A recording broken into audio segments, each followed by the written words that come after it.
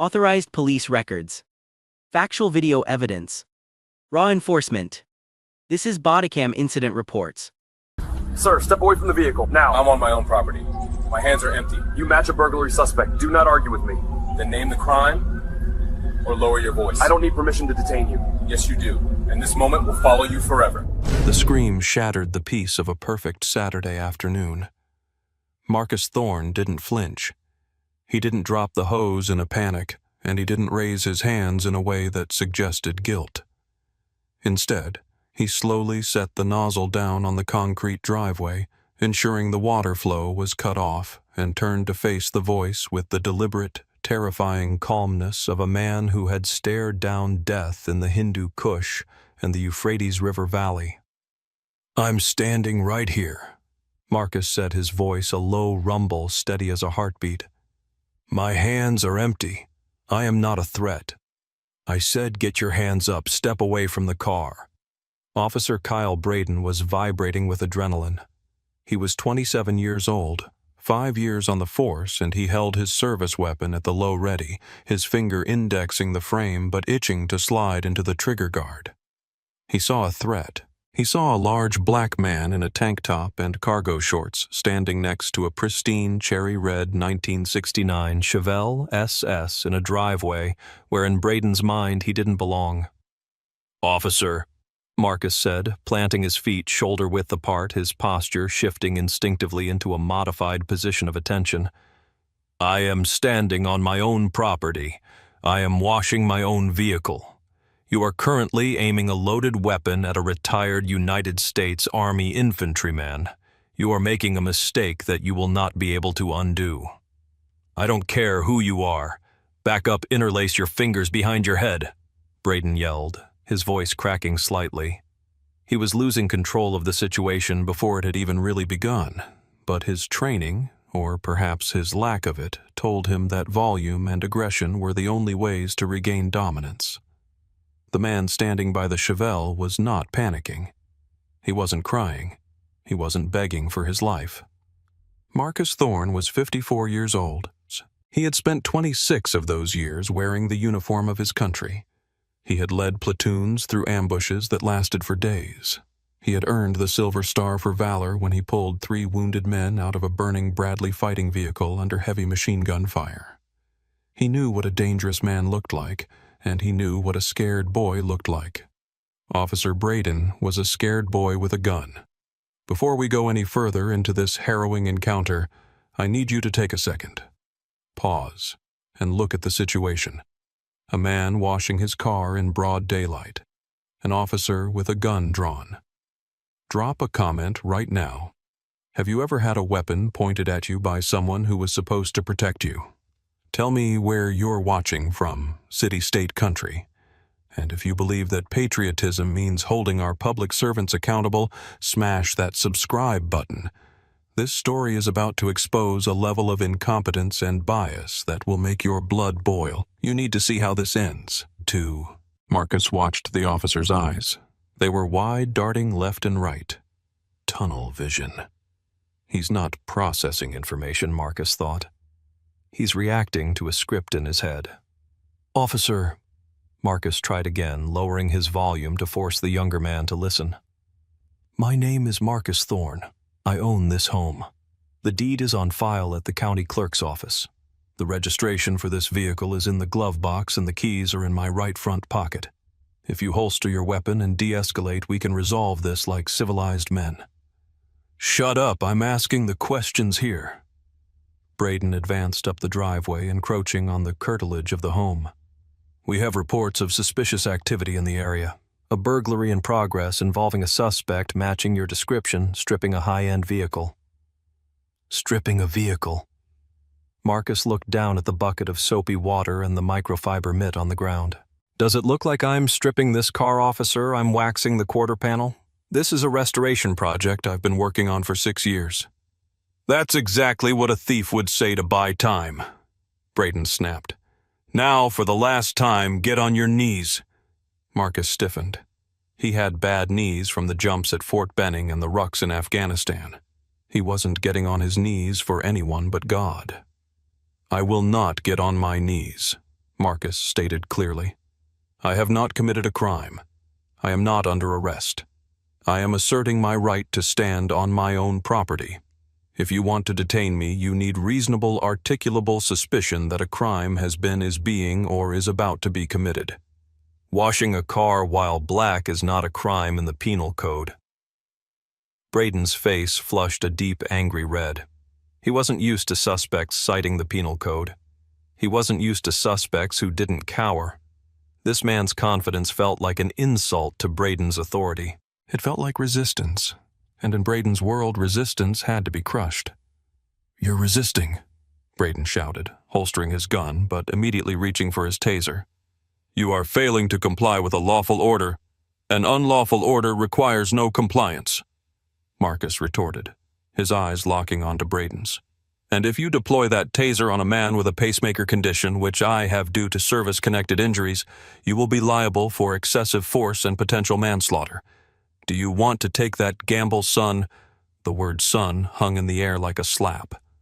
Braden froze his hand on the yellow handle of the taser. The dynamic had shifted. This wasn't a cop catching a criminal. This was a veteran disciplining a recruit, and the recruit didn't know how to handle it. The standoff in the driveway had drawn an audience. In the manicured suburbs of this quiet town, shouting was rare. Shouting involving a police officer and a gun was unheard of. From the house across the street, Linda Miller, a retired school principal in her 60s, stepped out onto her porch. She knew Marcus. She knew he brought her garbage cans in when she was out of town. She knew he spent every Saturday working on that car. She pulled her smartphone from her apron pocket and hit record. "Officer!" Linda shouted from across the street. "That is Mr. Thorne. He has lived there for 10 years. Put that weapon away." Officer Braden spun his head around, distracted. "Ma'am, get back inside. This is an active crime scene. Do not interfere." "There is no crime scene," Marcus said, seizing the moment of distraction to assert the facts. "There is only a homeowner and a trespasser. And right now, officer, the trespasser is you." Braden turned back to Marcus, his jaw tight. He felt the eyes of the neighborhood on him. He felt the camera lens from across the street. He had called this in as a burglary in progress, based on a hunch he had driven by seeing a black man working on a classic muscle car in a driveway that looked too expensive for him and assumed the worst. Now, backing down meant admitting he was profiling. It meant admitting he was wrong. And Officer Kyle Braden did not admit he was wrong. "I need to see some ID," Braden demanded, moving closer, his hand hovering near his belt. "Right now. Produce identification." "I am under no obligation to provide identification to you," Marcus replied, his voice maintaining that maddeningly even keel. "This is a consensual encounter, or it is a detention. Which is it?" "It's a detention. I'm investigating a felony." "Based on what specific facts?" Marcus pressed. "You said suspicious activity. Be specific. What behavior did you observe that constitutes a felony?" "You fit the description of a suspect." Braden lied. He was improvising now, digging the hole deeper. "Black male, heavy build, seen tampering with vehicles in this sector. That is a vague description that could apply to half the men in this county," Marcus said. "It does not meet the standard for reasonable suspicion required by Terry versus Ohio. You are fishing, officer, and you are fishing in waters that are going to drown you." "I'm not going to argue the law with you on the side of the road." Braden stepped into Marcus's personal space, violating the tactical gap. It was a rookie move. If Marcus had actually been a threat, he could have disarmed Braden in less than a second, but Marcus stood like a statue, his hands open and visible at his sides. "You're right," Marcus said. "We aren't going to argue. You are going to leave my property or you are going to arrest me. But if you arrest me, you better have your probable cause written in stone, because I assure you my lawyer will dismantle anything less." Braden sneered. "You think you're smart? You think because you know a few court cases you can intimidate me?" "I don't think I'm smart," Marcus said softly. "I know I'm a citizen with rights, and I know that you are violating them. Look around you, officer. Marcus nodded his head slightly toward the street. 2 more neighbors had come out. A man 2 doors down was also recording. A woman walking her dog had stopped and was watching intently. The eyes of the community were fixed on Officer Braden. You're making a spectacle, Marcus noted. You have no report of a stolen Chevelle. You have no report of a break-in at this specific address. You saw me, you made an assumption, and now you're too proud to walk away. That is a dangerous combination. I'm checking the VIN, Braden announced, trying to regain control by shifting to a procedural task. He moved toward the car. Step away from the vehicle. The VIN is on the dashboard, Marcus said. Feel free to read it. It will come back to Marcus Aurelius Thorne. That is me.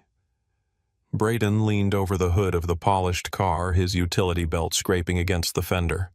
Marcus flinched internally. That paint job had cost him $5,000, but he remained physically stoic. Hey, Marcus barked sharply. Watch your belt on the paint. Braden whipped around. Don't you tell me what to do. You're lucky I don't impound this thing right now. For what? Marcus asked. For being too clean. For being the proceeds of criminal activity, Braden muttered, pulling out his radio. Dispatch 1, Adam 1, 2, run a VIN. He read the numbers off the dash. He waited, glaring at Marcus. The radio crackled back. 1 Adam 12 vehicle comes back to a Thorne Marcus. No warrants. Status is clear. The silence that followed was deafening. The birds were chirping. The neighbors were watching. The radio had just confirmed exactly what Marcus had said. Braden held the radio, his knuckles white. He had the out.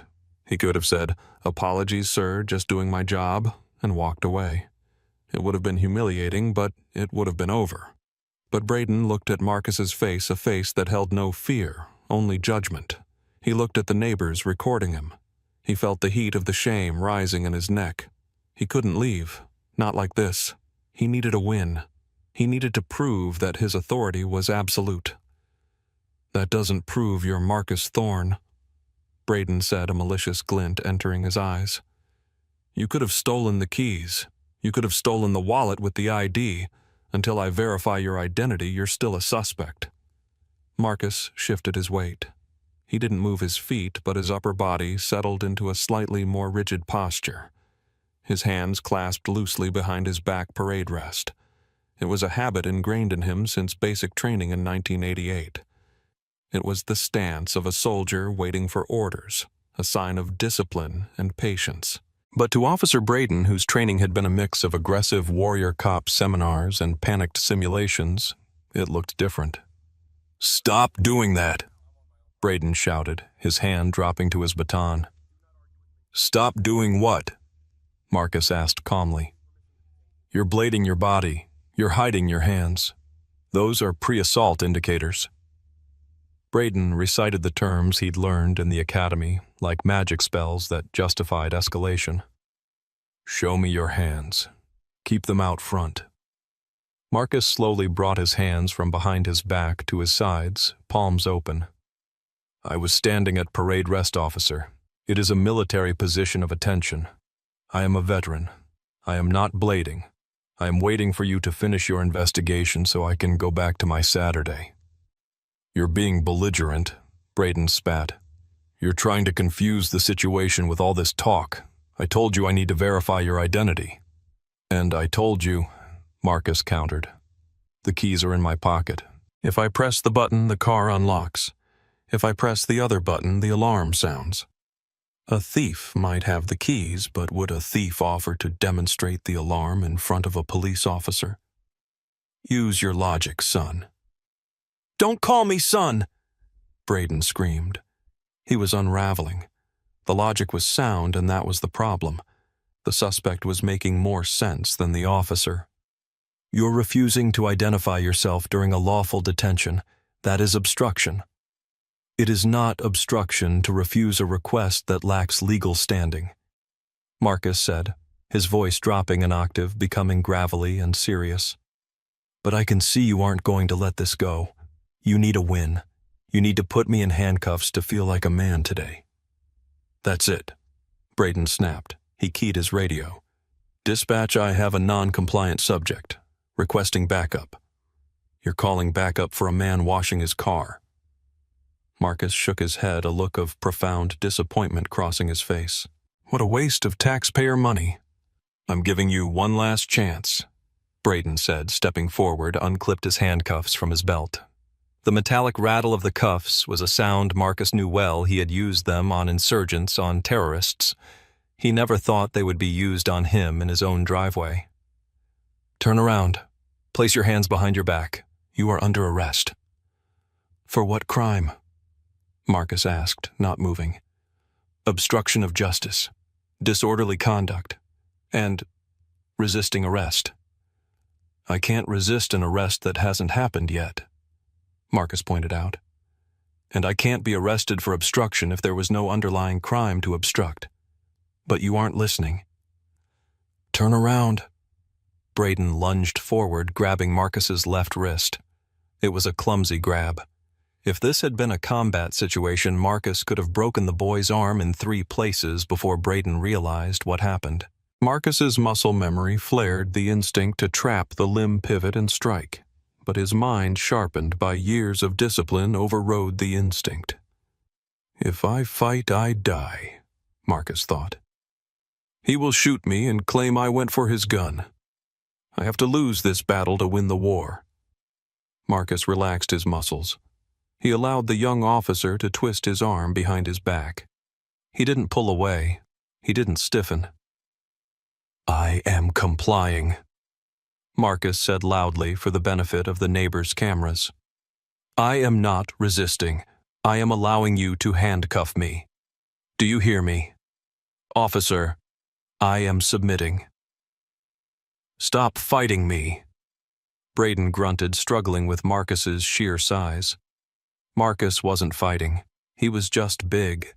His shoulders were broad, his arms thick with muscle built over decades of carrying rucksacks and lifting weights. Braden had to strain to pull the wrists together. I am not fighting, Marcus repeated calmly. You are struggling because you are incompetent. The cuffs clicked. First the left, then the right.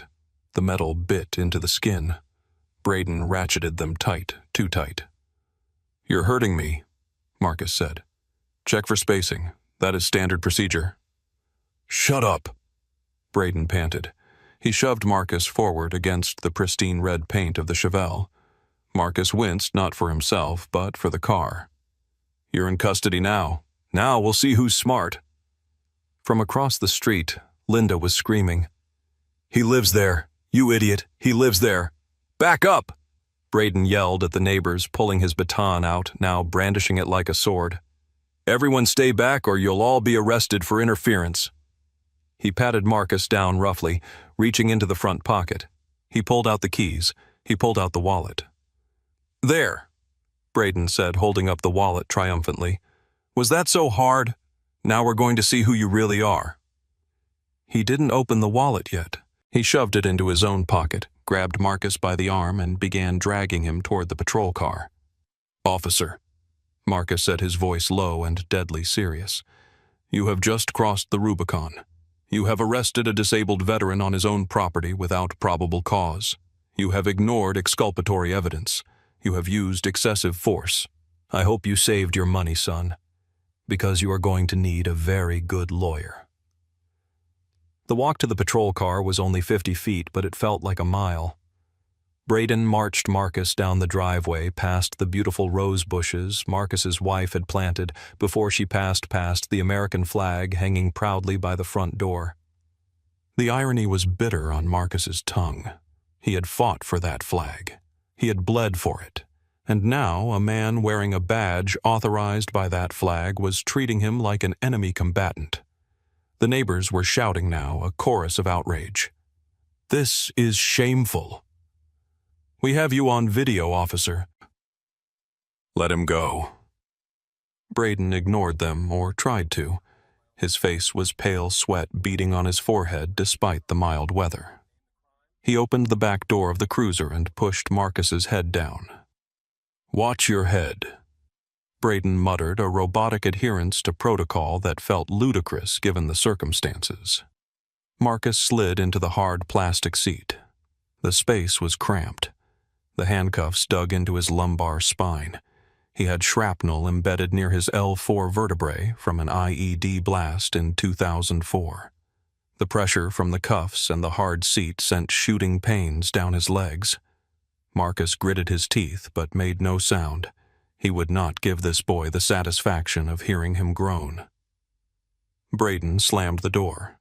The sound was final, a cage closing. Marcus sat in the back, the smell of stale coffee and industrial cleaner filling his nose. He closed his eyes and began to breathe. In for 4, hold for 4, out for 4. Tactical breathing. It was how he kept his heart rate down when mortars were walking in. It was how he would keep his sanity now. He began to construct his after-action report in his head. Time of incident 1400 hours. Location, home of record. Subject Officer K. Braden. Violations, 4th Amendment, unlawful seizure, excessive force, failure to investigate manufacturing, probable cause. Witnesses, Mrs. Miller, Mr. Henderson. Evidence, body cam neighbor, cell phone footage. Dispatch logs. Braden got into the driver's seat. He didn't look back at Marcus. He adjusted the rearview mirror, but his eyes avoided Marcus's reflection. He picked up the radio. "Dispatch 1 in custody. Transporting to Central." "Copy 1 in custody. Charges?" Braden hesitated. He looked at the steering wheel. "Pending," he said. "Interference, disorderly resisting." "Copy." He put the car in drive and pulled away from the curb. As they drove past the gathered neighbors, Marcus turned his head and looked directly at Mrs. Miller. He nodded once. A slow, deliberate nod. "I am okay. Keep the tape." The ride to the station was silent. Usually officers would try to get a suspect to talk to incriminate themselves. Braden said nothing. The silence in the car was heavy with the weight of Braden's growing realization. The adrenaline was fading and the cold reality was setting in. He had arrested a man who claimed to be the homeowner whose car registration matched the name he gave and who the neighbors vouched for. Braden's mind raced. He was belligerent.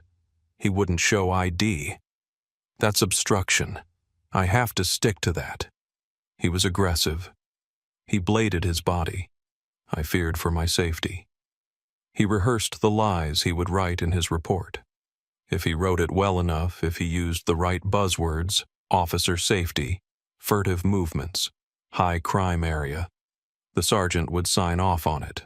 They always did. In the back seat, Marcus opened his eyes.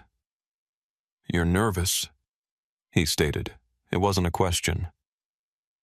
"I'm not talking to you." Braden set his eyes on the road. "You're shaking. I can see your hands on the wheel. You're wondering how you're going to explain this. You're wondering if you can make the charges stick. You're in a lot of trouble, pal," Braden said weakly. "No," Marcus corrected him. "I am inconvenienced. You are in trouble. There is a difference. You see, when we get to the station, you're going to have to book me. You're going to have to give my personal effects to the booking sergeant. And when he opens that wallet you shoved in your pocket, he is going to find something that is going to make your stomach drop out of your ass." Braden glanced in the mirror. "What you got a get out of jail free card?" "Something like that," Marcus whispered. "It's called a Geneva Convention Identification Card. Grade 05. Retired. And behind it is a laminate card with a citation on it. Do you know what a Silver Star is, Officer Braden?" Braden didn't answer. "It means I know more about violence than you will ever learn in your life," Marcus said.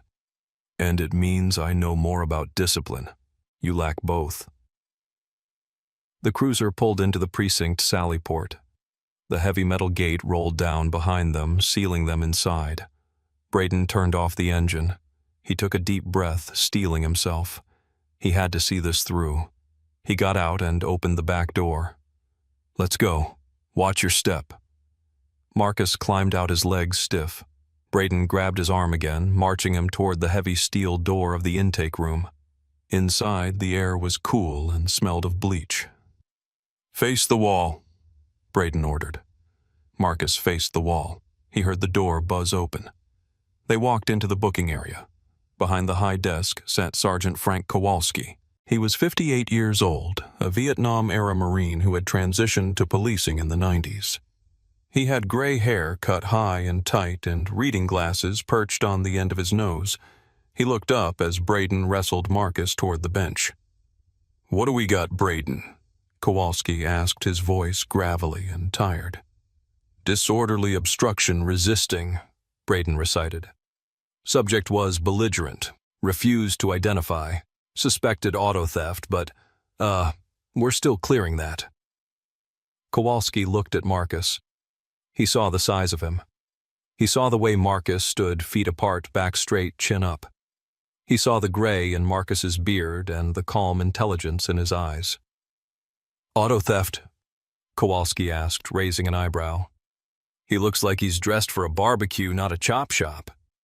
"He was stripping a vehicle in a driveway," Braden said defensively. "Washing it, he said. But he wouldn't show ID." Kowalski sighed. He walked around the desk. "All right, uncuff him. Let's get him processed." "He's a flight risk," Braden said. "He's handcuffed in a police station, Braden. Take the damn cuffs off." Kowalski ordered. Braden fumbled with the key. The cuffs clicked open. Marcus brought his arms forward. He rubbed his wrists where the red welts were already rising. He looked at Sergeant Kowalski. "Semper Fi, Sergeant," Marcus said quietly. Kowalski froze. He looked at Marcus closely. "Hoorah," he replied instinctively. "You serve Army, Rangers, 75th Regiment," Marcus said. 26 years. Kowalski's eyes narrowed. He looked at Braden, who was pulling the contents of Marcus's pockets out onto the counter. The keys, the loose change, the wallet. "Braden," Kowalski said, his voice dropping to a dangerous whisper. "Give me the wallet." The atmosphere in the booking room shifted instantly. It went from the routine boredom of administrative processing to the sharp electric tension of a fuse being lit. Officer Braden handed the leather wallet to Sergeant Kowalski, his hand trembling slightly. He sensed the change in the air, but didn't understand the source. He was still clinging to the narrative that he was right, that he had caught a bad guy. Kowalski took the wallet. It was high-quality leather, worn smooth by years of use. He opened it. The first thing he saw was the driver's license. Marcus Aurelius Thorne. Address 1402 Oakwood Drive, the same address Braden had called in. "This is his current address?" Kowalski asked, looking up at Braden over his spectacles. Yeah, that's where the stop happened," Braden admitted. "So you arrested a man for auto theft, at his own house?" "He wouldn't identify himself. He was acting suspicious," Braden stammered. Kowalski didn't reply. He flipped the flap of the wallet. There, behind a clear plastic window, was the blue Department of Defense ID card. RET, U.S. Army. Rank, Lieutenant Colonel. Lieutenant Colonel. Kowalski's jaw tightened. He pulled the card out. Behind it was another card, a laminated miniature copy of a citation. Silver Star, awarded to Captain Marcus Thorne. Operation Enduring Freedom. For conspicuous gallantry and intrepidity in action. Kowalski stopped reading. He closed the wallet slowly. He placed it gently on the counter. He looked at Marcus, then he looked at Braden. The look he gave the young officer was one of pure, unadulterated disgust. "Braden," Kowalski said softly, "do you know what this man is?" "He's a suspect," Braden insisted, though his voice was thin. "He is a lieutenant colonel in the United States Army." Kowalski roared the sudden volume, making Braden jump. "He is a Silver Star recipient. You arrested a goddamn war hero for washing his car on a Saturday afternoon." I I didn't know, Braden stammered. He wouldn't tell me. He told you he lived there, Kowalski shouted. He told you the car was his. Did you check the registration? It matched, but I thought maybe he stole the plates. You thought, Kowalski threw his hands up. You didn't think you profiled, you saw a black man with a nice car, and you decided he was a criminal, and now you've dragged him in here in cuffs. Kowalski turned to Marcus. His demeanor changed instantly from rage to respect. He stood at attention. Colonel, Kowalski said, I apologize. This is a massive screw-up. Marcus looked at the sergeant. Sergeant, I want to be clear. I am not asking for special treatment because of my rank. I am asking for the same treatment any citizen deserves. But since we are here, I want to file a formal complaint, and I want to speak to the watch commander. Now. Yes, sir. Absolutely, sir. Kowalski turned to the other officer in the room. Get the colonel a chair. Get him some water. Braden, get in the captain's office. Don't sit down. Stand in the corner and don't touch anything. Braden looked like he was about to vomit. Sarge, I followed protocol. Get out of my face before I rip that badge off your chest myself, Kowalski hissed. Braden scurried away toward the offices. Marcus sat down in the offered chair. He rubbed his wrists. The pain in his back was throbbing. Sir, do you need medical? Kowalski asked. We can call a bus. No, Marcus said. I need a record. I want photos of these wrists. I want the body cam footage pulled and secured before it gets accidentally deleted. Can you guarantee me that chain of custody, Sergeant? I'll pull the server logs myself, sir. Nothing goes missing on my watch. Good. Marcus leaned back. Then call your captain. I'll wait. 5 minutes later, the door to the inner office opened. Captain David Miller walked out. He was a tall man, early 50s, with the weary look of a man who spent too much time managing politics and not enough time doing police work. He held Marcus's wallet in his hand. He walked straight to Marcus. Colonel Thorne, Miller said, extending a hand. I'm Captain Miller. I served in the Gulf. 1st Cav. Marcus stood up slowly. He didn't shake the hand immediately. He looked at it, then looked at Miller's eyes. Captain, your officer pointed a loaded weapon at me in front of my neighbors. Miller slowly lowered his hand. I know. I just watched the first 5 minutes of the body cam. It's indefensible. He called me boy in so many words, Marcus said. He manufactured probable cause. He lied on the radio about a vehicle description. We are releasing you immediately, Miller said quickly. No charges. This arrest is voided. It never happened. Oh, it happened, Marcus said, his voice hard as steel. You can't unring this bell, Captain. I was handcuffed. I was placed in a cage. My neighbors saw it. My reputation is damaged. And my Fourth Amendment rights were shredded. I understand your anger, Miller said. We want to make this right. I can have an officer drive you home. I can have the car returned. I don't want to ride, Marcus said. I want that officer's badge, and I want to know why a man with that little discipline is on the street with a gun. There will be an investigation, Miller promised. Internal Affairs will handle it. I know how Internal Affairs works, Marcus said. They investigate themselves and find they did nothing wrong. No, Captain, this isn't going away in a file cabinet. What do you want, Colonel? I want my phone, Marcus said. I need to call my attorney, and then I'm going to call the local news station, because the only thing that cleans out rot is sunlight. Captain Miller's face went pale. He knew exactly what this meant. A decorated black veteran wrongfully arrested in his own driveway by a white rookie cop with video evidence. It was a PR nuclear bomb. Colonel, please, Miller said, lowering his voice. Let's discuss this in my office. We can work something out. I have nothing to discuss with you privately, Marcus said. Everything from this point on is on the record. Am I free to go? Yes, of course, Then return my property. Kowalski handed Marcus his wallet, his keys, and his phone. Marcus checked the items deliberately. He took his time. He put the wallet in his back pocket. "Officer Braden," Marcus said, looking toward the office where the young cop was hiding. "Is he still employed?" "He is on duty," Miller said stiffly. "For now," Marcus said. He turned and walked out of the station. He didn't look back. He stood on the sidewalk in front of the precinct. The sun was starting to set. He took a deep breath of the cool evening air. His hands were shaking slightly. The adrenaline dump was finally hitting him. He clenched his fists to stop the tremors. Focus, he told himself. Mission first. He pulled out his phone. He had 3 missed calls from Linda. He dialed her back. "Marcus, oh my God, are you okay? We saw them take you." Linda's voice was frantic. "I'm fine, Linda. I'm out. They released me." "I have it all, Marcus," she said. "I have the video. It shows everything. It shows you were just standing there." "Good," Marcus said. "Don't post it yet.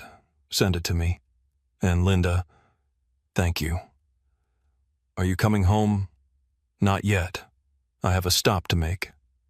Marcus called a generic taxi service. He didn't want to use a rideshare app that tracked his location data for corporate use. When the cab arrived, he gave the address of a law firm downtown. It was Saturday evening, but he knew the partner. They had served on a veterans board together. James Sterling was a civil rights attorney who had made a fortune suing municipalities for exactly this kind of nonsense. He met Marcus at the door of his office wearing a polo shirt and jeans. "Marcus," Sterling said, looking at the red marks on Marcus's wrists. "Jesus, they actually cuffed you." "Tight," Marcus said. "Tell me you have video." "I have video. My neighbor has video. And the station has body cam, dash cam, and booking room audio." Sterling smiled a predatory grin that boded ill for the city budget. "Come inside. Let's pour a drink and destroy a career."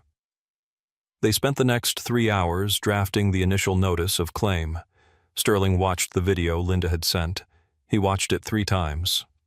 "This is textbook," Sterling said, pausing the video where Braden screamed about pre-assault indicators. "He's citing training he doesn't understand. Blading. You were at parade rest. Any jury with half a brain will see that." "He was scared," Marcus said, swirling the ice in his glass. "That's the worst part. He wasn't evil. He was terrified of a black man. That fear is what makes him dangerous." "It's what makes him a liability," Sterling corrected. "And we are going to make him a very expensive one." By Monday morning, the machine was in motion. The lawsuit was filed. But more importantly, the video was released. It didn't just go to the local news. Sterling sent it to major national aggregators. The headline was simple: "Combat veteran arrested for washing car." The internet did the rest. By noon on Monday, the video had 2 million views. By Tuesday, it was 10 million. The comments section was a firestorm. Veterans were posting pictures of their DD-214s in solidarity. Civil rights groups were organizing protests outside the precinct. The hashtag Stand at Parade Rest was trending. In the video, viewers saw the contrast that Marcus had lived. They saw the calm, disciplined professional standing against the screaming, erratic amateur. They saw the moment Braden realized he was wrong and arrested Marcus anyway to save face. The police chief held a press conference on Wednesday. He looked tired. He announced that Officer Braden had been placed on administrative leave pending an investigation. "Not good enough," a reporter shouted from the back. "Why wasn't he fired immediately?" "Due process," the chief muttered. But the public pressure was relentless. Digging began. Internet sleuths found Braden's old social media posts. They found complaints from other residents, all minorities, who had been stopped by Braden for suspicious activity. A pattern emerged. Marcus sat at home watching the news coverage on his TV. He saw his own face on the screen. He saw his Chevelle. He felt a strange detachment. It wasn't about him anymore. It was about the system. The internal affairs investigation that usually took months was expedited to 2 weeks. The city manager demanded it. The mayor demanded it. The city was burning through political capital every hour Braden remained on the payroll. Captain Miller was called to testify. Sergeant Kowalski testified. They didn't protect Braden. The blue wall of silence crumbled under the weight of the undeniable video evidence and Marcus's unimpeachable character. Kowalski's testimony was particularly damaging. Officer Braden exhibited a lack of judgment that borders on delusion. Kowalski was quoted in the leaked report. He cannot distinguish between a threat and a citizen. He is unfit for duty. 3 weeks after the incident, Marcus received a call from the city attorney. Colonel Thorne, the attorney said, his voice dripping with conciliatory sweetness. We would like to discuss a settlement. I'm listening, Marcus said. We are prepared to offer $300,000 to settle all claims with no admission of liability. No, Marcus said. Colonel, that is a generous offer. It's not about the money, Marcus said. I want an admission of wrongdoing. I want a public apology from the chief, and I want Officer Braden's termination letter signed in public. We can't. We usually don't do apologies, the attorney stammered. Then I'll see you in court, Marcus said. And I'll wear my dress blues, and I'll bring my silver star, and you can explain to a jury why your officer assaulted me. He hung up. 2 days later, the offer changed. $850,000, a public apology, and confirmation that Officer Braden had been terminated for cause citing conduct unbecoming violation of civil rights and falsification of police reports. Marcus accepted. The day the settlement was announced, Marcus stood on the steps of City Hall. He wore a simple suit. The media was there in force. Do you feel justice was done? A reporter asked. Marcus looked at the microphones. Justice would be never having been handcuffed in the first place, he said. Justice would be Officer Braden having the training and the temperament to see a man, not a monster. This isn't justice. This is accountability. There is a difference. What will you do with the money? Another reporter asked. I don't need it, Marcus said. My pension pays my bills. This money is blood money. It comes from the taxpayers, not the officer who wronged me. So I am returning it to the fight. He held up a check. I am donating the entire settlement to the Legal Defense Fund for veterans and the local NAACP chapter to ensure that the next man who gets stopped in his driveway has the resources to fight back. The crowd cheered, but Marcus didn't smile. He looked tired. Officer Braden was fired. The union didn't even fight it. The case was a loser, and they knew it. He lost his certification. He would never be a police officer in that state again. Rumor had it he moved back to his parents' house in Ohio working construction. But the story didn't end there. The Thorne rule was implemented in the department. It required a supervisor to be present on scene before any arrest for obstruction or resisting could be made if there was no underlying violent crime. It was a small change, but a vital one. 6 months later, Marcus was back in his driveway. It was another Saturday. The sun was shining. The Chevelle was parked in the same spot. He dipped his sponge into the soapy water. He wiped the fender. The motion was rhythmic, soothing. A police cruiser turned onto the street. Marcus froze.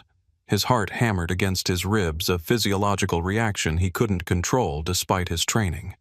The trauma was there, buried deep in the reptilian brain. The cruiser slowed down. It was a new officer, a young woman. She rolled down the window. Marcus stiffened, gripping the sponge. Nice car, sir, she called out, smiling. 69? Marcus exhaled. Yes, ma'am. 69 SS. Beautiful, she said. She waved and drove on.